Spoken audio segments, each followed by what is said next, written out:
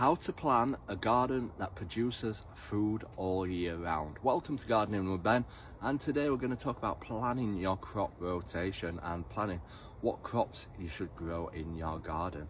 Now, the best way to do this is to write down a list of vegetables, what are early, mid and late crops, so that you know when the planting season is, and usually write down as well how long it takes from planting to harvesting as well, because that'll help you in the long run. It's a case of writing down and planning what can be ready at certain times, so that once you've harvested it, you can plant something in its place. And as well, it's great to do successional growing, which means that, like when you're sowing your lettuce, sow some and then wait about 4 weeks and sow some more, so that you're getting crops all the time and keeping producing crops all year round. So I do that with like spring onions, beetroot, lettuce, spinach. It's great for successional growing, and I do it with peas as well. Absolutely amazing growing peas. So start some off 1 week and then wait about 4 weeks and start another set off, and then you'll keep getting pea harvests all the way through, because once all the peas are ready, then they'll all be finished, and yeah, you won't get no more peas. So grow some in individual stages so that you get crops all the time, and it will be a great reward. Like runner beans, they will keep producing, but peas won't. They'll produce them all and then they'll all be done. So that's a great tip as well. Use every space possible.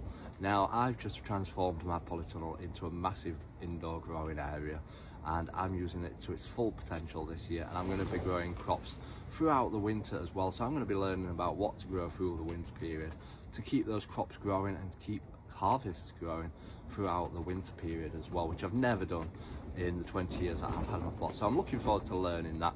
So we need to look at what winter vegetables we can grow. So we'll be starting those off around autumn time, and then planting them and hopefully growing them through the winter period in the allotment. And obviously I've mentioned about planting after harvesting as well.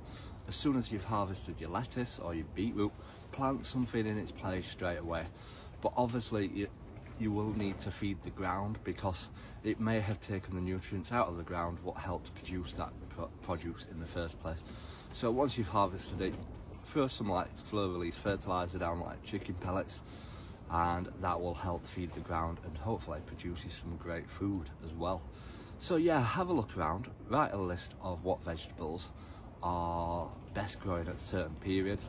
Like you can grow your Christmas potatoes in your polytunnel as well. I plant all those in August, and we're getting a Christmas potato harvest at Christmas, which is absolutely fantastic. Obviously you can't grow them outdoors because the frost will kill them and the cold, but you can grow them in the polytunnel and get a late harvest as well.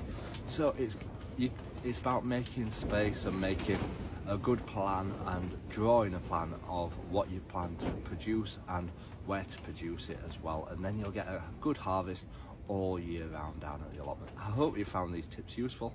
Make sure you drop us a follow to stay up to date. Until next time everyone, remember, keep smiling, keep shining and keep gardening with Ben everyone.